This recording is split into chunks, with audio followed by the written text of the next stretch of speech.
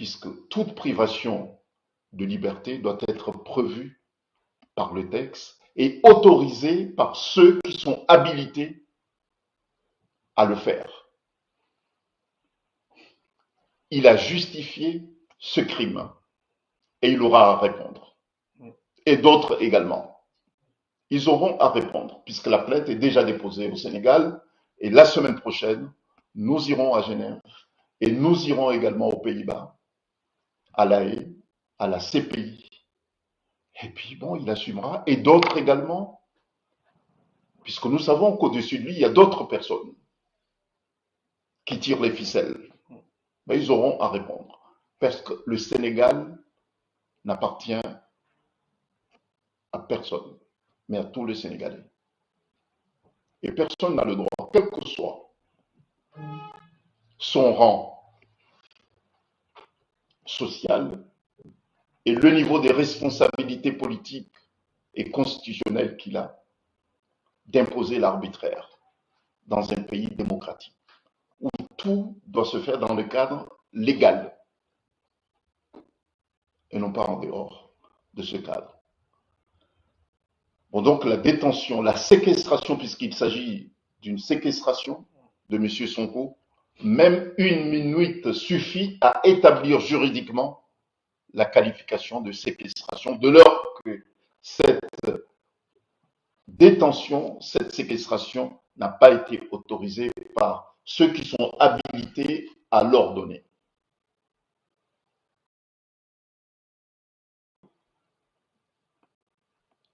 L'État sénégalais avait mis la résidence d'Ousmane Sonko en état de siège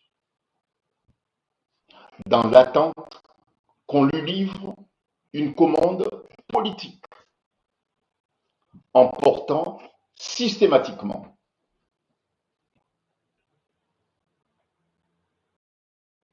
M. Ousmane Sonko de ce droit électoral. Cette condamnation qui a été politique, puisque ce n'est pas juridique, cette condamnation soi-disant de corruption à la jeunesse, c'est une réponse politique à une commande politique avec un vernissement judiciaire, mais qui n'existe nulle part. Et comme ça n'existe nulle part, puisque ce n'est pas prévu par le texte, la réponse sera politique et non pas juridique.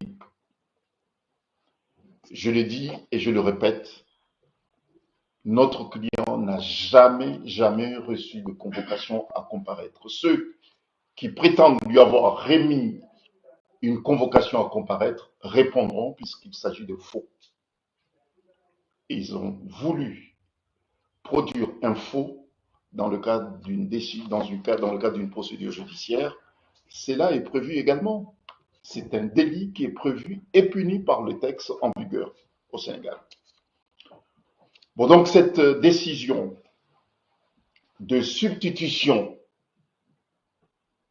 rendue par défaut, en l'absence de la personne concernée, en l'absence de ses avocats, pour nous, elle est irrecevable. Elle est irrecevable. Elle n'existe nulle part. Bon, donc voilà, c'est la réaction qui nous a semblé tout à fait appropriée à faire aujourd'hui. Premièrement, je le répète, pour nous, il y a une vérité, c'est celle qui disculpe, qui blanchit notre client de cette accusation infamante. Et ceux qui sont derrière cette jeune fille, qui l'ont utilisée pour anéantir une personnalité, répondront aussi de leurs actes. Parce que c'est prévu aussi par le texte. Puisque manifestement, il y a eu une volonté affichée de salir un homme. Et ça, c'est inadmissible. Ça, c'est première chose. Et puis, deuxième chose, cette soi-disant condamnation pour le délit de corruption de la jeunesse, ça n'existe pas. Notre client n'a jamais été poursuivi pour ça. Jamais été poursuivi de ça. Et ce délit ne figure pas dans l'ordonnance de renvoi, puisque pour les non-initiés, ceux qui ne sont pas des juristes, ordonnance de renvoi, ça veut dire quoi? Ça veut dire que le juge, il est saisi d'un fait. Et c'est l'ordonnance de renvoi qui le saisit des faits précis. Il ne peut pas aller au-delà de la saisine. Lorsque vous êtes, par exemple, poursuivi pour faire des vols, donc ça veut dire que vous allez être jugé pour des faits de vol. On ne peut pas vous dire au cours de délibéré, ou bien après le délibéré, dire, bah, écoutez, je vous acquitte des faits de vol, mais après tout, vous avez assassiné quelqu'un, donc je vous condamne pour assassinat. En fait, c'est ça. Monsieur Ousmane Sonko a été poursuivi pour viol. Il n'y a pas de viol, monsieur Ousmane Sonko, mais bon, vous avez corrompu la jeunesse sénégalaise, donc bon, on va vous condamner pour corruption. Donc, en fait, c'est ça. C'est ça, en fait. Bon, ça, c'est inadmissible. C'est une insulte contre le Sénégal. C'est une insulte contre le Sénégal. Et nous comprenons que le Sénégalais puisse s'élever comme un seul homme pour dire non. Si vous n'êtes pas à la hauteur de l'héritage démocratique de ce grand pays, bah écoutez, il faut tirer les conséquences. Nous, à notre niveau, en tant qu'avocats, nous tirons les conséquences puisque nous irons très loin. Il faut que les droits fondamentaux de notre client soient rétablis immédiatement, sans délai. Merci. Si vous avez des questions, bien sûr. Sidi Enseigné, vous disiez à l'instant en fait que donc, le peuple qui est dehors constitue finalement l'illustration de la justice. Vous dites quelque chose comme ça, que vous comprenez le peuple dehors. Sur le plan maintenant juridique, vous dites que vous voulez poursuivre les personnes, des personnes présumées qui seraient derrière ce complot présumé. Est-ce que vous pouvez nous citer qui? Est-ce que vous avez déjà identifié ces personnes? Et sur le plan pour M. Sonko, disons pour la condamnation même que vous dénoncez, quelles sont en fait les mesures que vous comptez prendre sur le plan strictement juridique en faveur de votre client? Bon, oui, effectivement, je dis que la justice, elle est rendue au nom du peuple sénégalais. Et lorsque vous voyez un peuple se lever comme un seul homme, bien sûr qu'il y a ceux qu'on a vus dans les rues de Dakar, enfin des principales villes du Sénégal, pas seulement Dakar. Et puis il y a ceux aussi, le peuple silencieux, mais qui au fond du même, puisqu'on sait aussi la dignité de ce peuple, qui s'exprime souvent avec beaucoup de dignité, de retenue, mais qui s'exprime quand même, qui rejette, ça se voit, ce qui se passe en ce moment. Il n'y a pas un désaveu aussi cinglant comme celui-là. Donc ça veut dire que la justice sénégalaise fait l'objet d'un désaveu, mais profond. Voilà. Donc ça, c'est la première réponse par rapport à la première question. Et puis, quant au sort de notre client, bon, je le disais tout à l'heure, qu'une seconde de privation de liberté est inadmissible. Une seconde. Et c'est pour cette raison que nous avons saisi le procureur de la République du Sénégal, ça a déjà été fait, a été saisi depuis le 31, a été saisi d'une requête pour demander à ce que toutes les mesures privatives et abusives arbitraires prises à l'encontre de notre client soient levées. Et si ce n'est pas le cas, ça peut être même le président de la République, même le président de la République pourrait effectivement faire l'objet d'un signalement acquis de droit, voilà, aux autorités compétentes. Mais en tout cas, ce que nous savons, c'est qu'on a déjà entamé la première démarche, c'était de demander au procureur de la République et puis aux institutions judiciaires, puisque c'est eux qui sont garantes des libertés. C'est le pouvoir judiciaire qui est garant des libertés. Et si les autorités judiciaires n'assurent pas à M. Sonko sa liberté, ne lui garantissent pas sa liberté, ça veut dire tout simplement que c'est l'anarchie qui s'installe. Et si l'anarchie s'installe, il ne faut pas s'étonner que ceux qui en sont victimes s'expriment en légitime défense contre cette barbarie, contre cet arbitraire. Voilà. Voilà. Mais en tout cas, à notre niveau, nous disposons suffisamment d'instruments juridiques pour défendre avec assurance et détermination notre client. Et concernant les responsables présumés du complot présumé, est-ce que les démarches ont déjà été entamées? Est-ce que vous avez des noms que vous pouvez partager éventuellement? Oui, je pense qu'il y a chaque chose à son temps. Nous savons les responsables de ce qui se passe en ce moment, ceux qui ordonnent les instructions, qui donnent des instructions. Nous savons qui sont, puisque tout le monde se connaît au Sénégal. On sait d'où vient, et puis bon, c'est aux enquêteurs après. C'est aux enquêteurs après, puisque c'est des faits qui vont faire l'objet d'enquêtes et d'instructions. Au Sénégal, c'est sûr, mais surtout aussi au niveau international. Bon, c'est à ceux qui sont habilités à mener ces enquêtes d'identifier, de confirmer la responsabilité de ceux qui feront l'objet de signalements. Mais ça sera fait et la semaine prochaine, déjà. Et nous irons à Genève et puis nous irons jusqu'à La Haye, aux Pays-Bas, pour faire ces signalements. Ça sera fait dès la semaine prochaine. Et leurs noms seront connus au moment venu. Voilà. Mais eux, ils savent. Hein. L'essentiel, c'est que eux, ils savent que nous savons qui ils sont. Ils le savent déjà. Donc, cette question d'impunité, parce que vous avez de l'ambition politique et vous pouvez vous permettre, parce que vous détendez, vous disposez de pouvoir politique et constitutionnel, vous vous permettez de les manipuler, de les instrumentaliser à vos fins politiques et politiciennes. Je pense que cette époque d'impunité est révolue et nous devons faire appliquer les textes.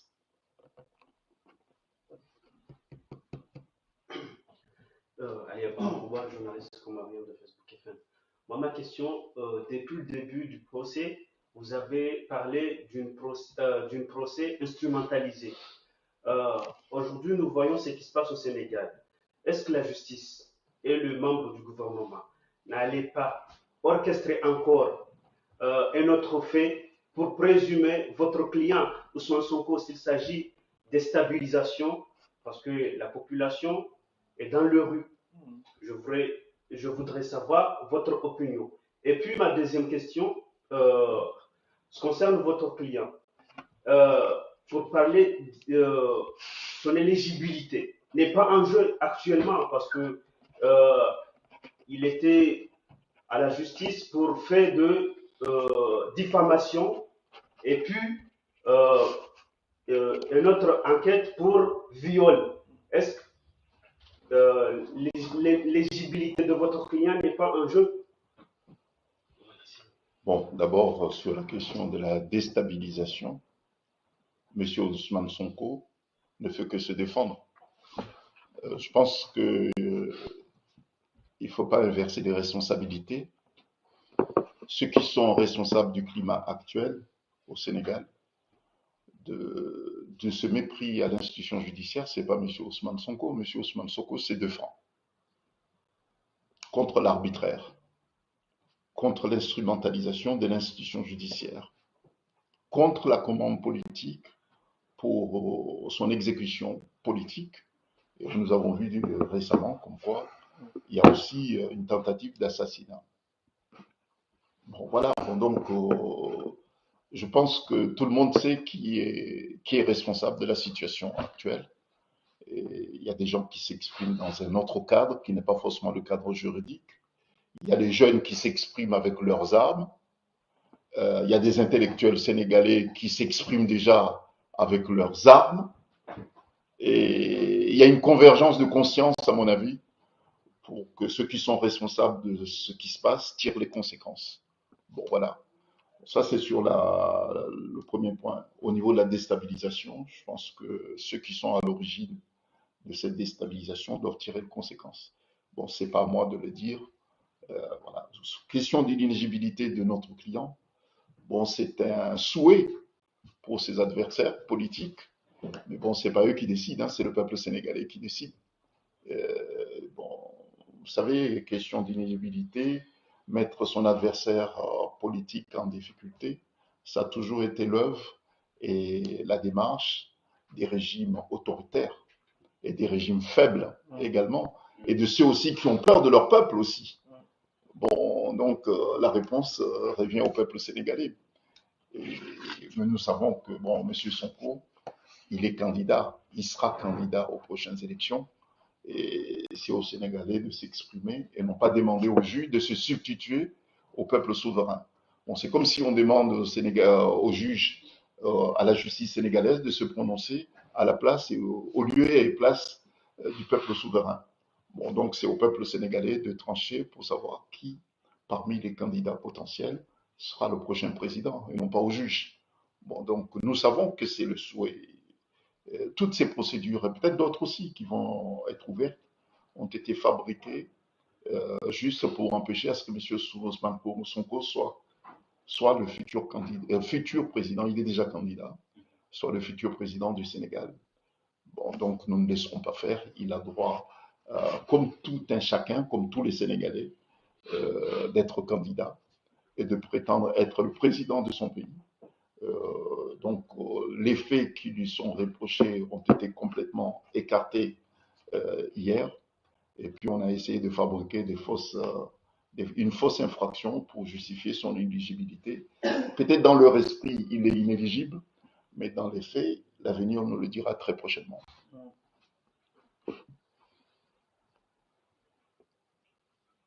Encore une question, donc votre client a été condamné malgré tout hier.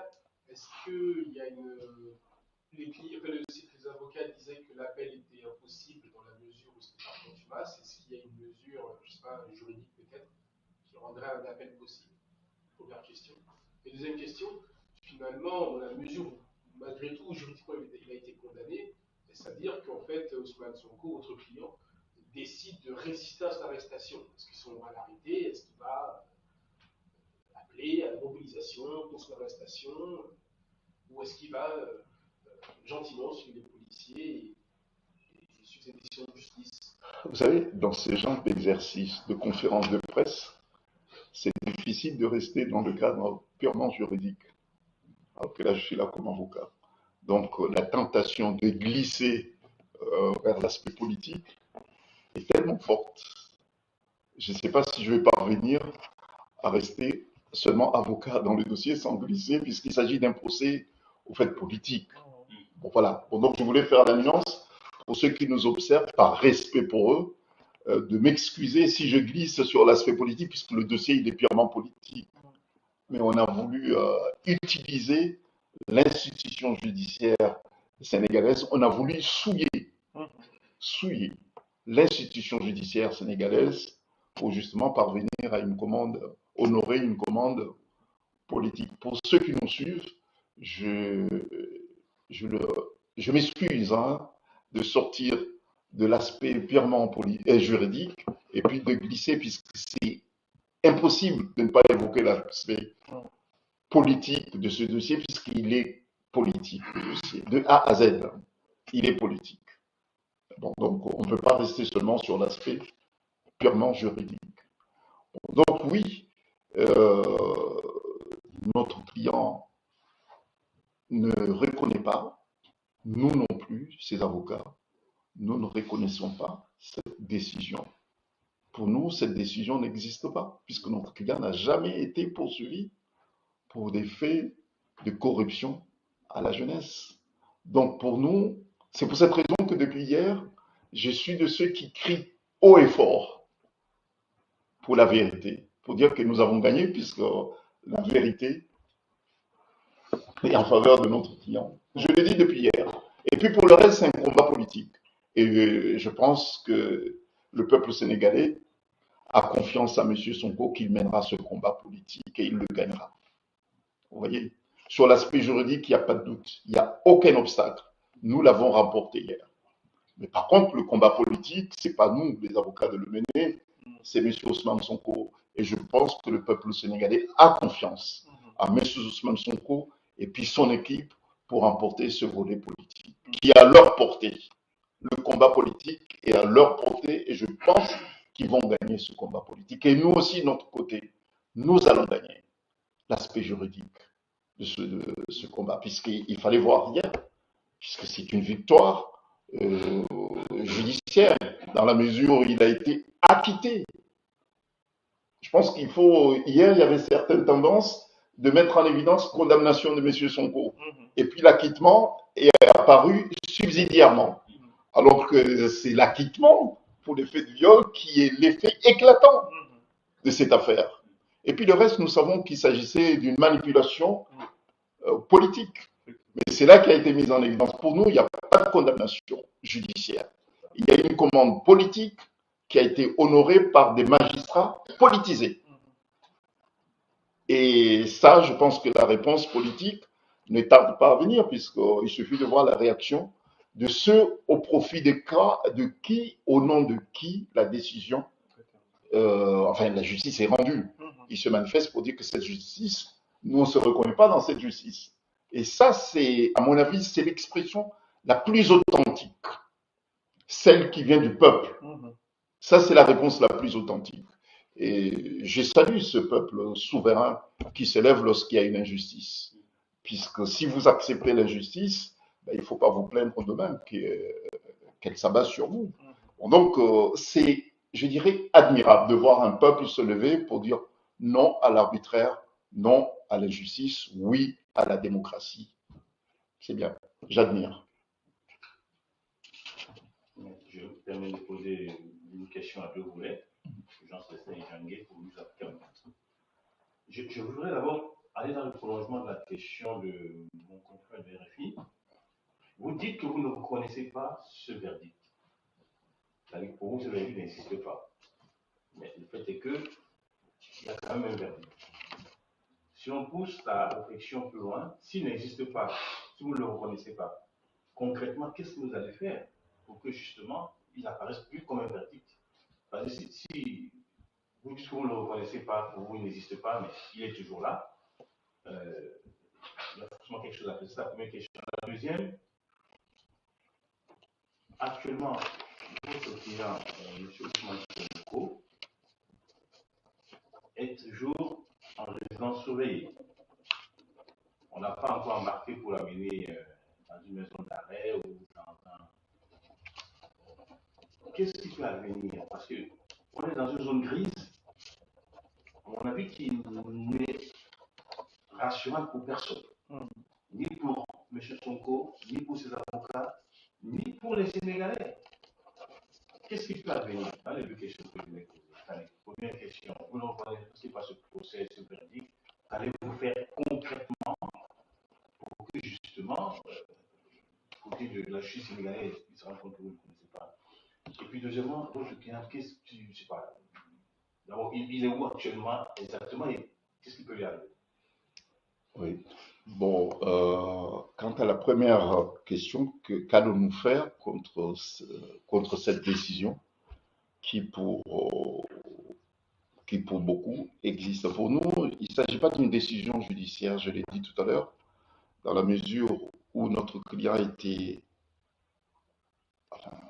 convoqué. Non, il n'a pas été convoqué, puisqu'il n'a pas reçu de convocation, dans la mesure où il a fait l'objet d'une procédure judiciaire qui a été examiné à son absence, en l'absence de ses avocats, et qui finalement a débouché sur un acquittement. Nous savons tous qu'il était poursuivi pour ces faits. Bon, maintenant, il trouve une solution de substitution juste pour empêcher M. Sonko d'être candidat et le futur président du Sénégal. Nous disons qu'il ne s'agit pas d'une décision judiciaire. Il s'agit d'une décision politique rendue par des juges instrumentalisés qui répondent à une commande politique. Et la réponse, le peuple sénégalais est en train de la donner. Quant à nous, les avocats de M. Sonko, nous avons commencé déjà au Sénégal à saisir les instances judiciaires qui sont habilitées à se prononcer sur la détention, sur la séquestration. D'abord, l'arrestation de notre client, sa séquestration. Notre client n'a jamais reçu une notification d'assignation à résidence. Il n'a jamais reçu une notification d'assignation à résidence. De même qu'il n'a jamais reçu une notification comme quoi sa maison, enfin sa résidence allait être barricadée. Ça fait plusieurs mois que sa résidence est barricadée par des militaires, par la force de défense et de sécurité. Et depuis quelques jours, il lui est impossible de recevoir la visite de ses proches et même de ses avocats. Il y a même certains de mes confrères qui ont été aspergés. Les biens personnels, les téléphones de notre client ont été volés. Et ça, c'est quand même inimaginable. Les téléphones, au moment, c'est les militaires sénégalais qui l'ont arrêté, qui l'ont mis dans leur voiture. Je ne dirais pas que c'est eux qui ont dérobé le téléphone de notre client, je n'irai pas jusqu'à dire là, mais je me pose beaucoup de questions. Comment se fait-il que les militaires qui l'ont arrêté, les gendarmes qui l'ont arrêté, il était sous leur responsabilité, tous ses biens personnels, téléphone, et puis d'autres choses également, et de l'argent aussi, de la liquidité, ont été dérobés. Et finalement, on a retrouvé ces objets personnels exposés et au vu et au sous de tout le monde, jusqu'à les données qui sont dans ces appareils ont été dispatchées, divulguées dans la presse et aussi au vu de tout le monde. Bon, est-ce qu'il y a une autre façon d'humilier une personne, de le rendre, de le mépriser que cette façon-là? Bon, donc voilà. Et nous, notre client n'est pas assigné à résidence. Notre client est victime d'une séquestration. Séquestration, puisque lorsque vous êtes assigné à résidence, on vous notifie et puis vos avocats peuvent estimer nécessaire ou non de contester cette décision. Mais comme nous, il s'agit d'une séquestration, ben, nous avons saisi les autorités compétentes, habilitées à se prononcer et puis à lever toutes les mesures restrictives prises à l'encontre de notre client. Bon, que peut-il se passer? Ça, personne ne le sait. Nous, on ne sait rien. Mais nous, ce qu'on fait, par contre, c'est ce qu'on est en train de faire. La semaine dernière, enfin, le 31, il y a une requête qui a été déposée. Il y a des procédures qui sont en cours. Devant la CEDEAO également, des procédures qui sont en cours. Et puis, nous allons faire des signalements, aussi bien à Genève, et puis la semaine prochaine, et puis à La Haye également. Il y a des signalements qui seront faits un peu partout pour montrer aux yeux du monde, voilà ce dont les autorités sénégalaises sont en train de faire. Et tout, c'est tout ce que nous pouvons faire et c'est quand même pas négligeable hein, comme initiative. Dans des combats menés par des gens qui se respectent, qui respectent leur pays, qui croient à la démocratie, qui croient à l'état de droit, ils se servent des instruments juridiques et diplomatiques qui sont à leur disposition pour mettre en difficulté la dictature. Ce sont les armes qui sont à notre disposition. Nous sommes en train de nous servir de ces armes et nous sommes persuadés pouvoir parvenir à mettre fin à cette situation de non-droit qui s'installe progressivement au Sénégal. J'ai une question, s'il vous plaît. En fait, au Sénégal, nous avons presque l'impression que les avocats de Ousmane Sonko ne sont ni entendus ni écoutés par la justice. Que Ousmane Sonko est sans défense et que le peuple, notamment la jeunesse et ses militants, sont à sa rescousse la plupart du temps. Avez-vous l'intention d'utiliser d'autres armes ou bien d'autres méthodes afin de de vous faire entendre beaucoup plus par les Sénégalais ou par le peuple?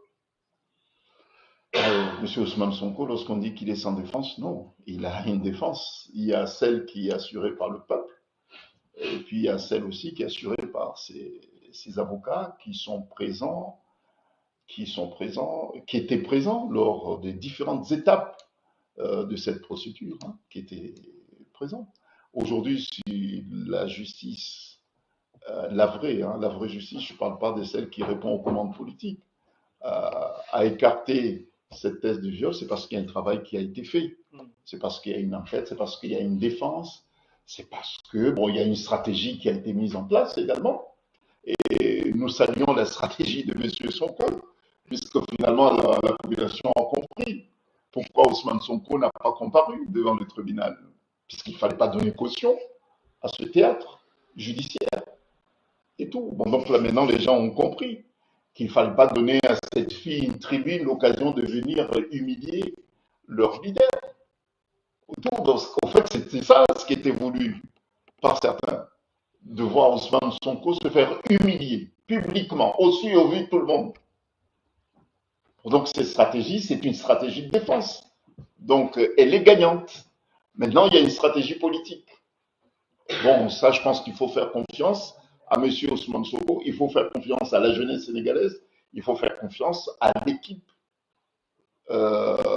politique qui entoure Ousmane Sonko, et puis à la coalition aussi, qui fait quand même un travail exceptionnel. Bon, donc il y a une convergence d'efforts, il y a une convergence de défense politique, défense juridique, défense judiciaire qui arrive progressivement et à des résultats que nous espérons prochains. Des résultats politiques, puisqu'avant tout, il s'agit d'un combat politique.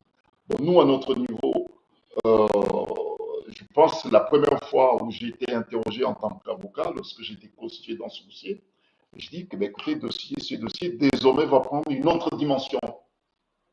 Vous voyez? Et je pense que le dossier, effectivement, prend une dimension internationale. Avant, mais depuis que mon confrère Jean Banco est dans le dossier, depuis que je suis rentré dans le dossier, et puis depuis le jour aussi, notre confrère aussi de Burkina et d'autres qui vont venir également, va donner à ce dossier, en tout cas à la défense de M. Sonko, une dimension africaine, ça c'est clair, et non pas donc qui dépasse les frontières du Sénégal, puisque nous estimons que le combat que mène M. Ousmane Sonko, c'est un combat noble dans l'intérêt du Sénégal, mais le peuple d'Afrique a besoin aussi des personnalités inspirantes. Et c'est pour cette raison que maintenant ce dossier a une dimension africaine et internationale.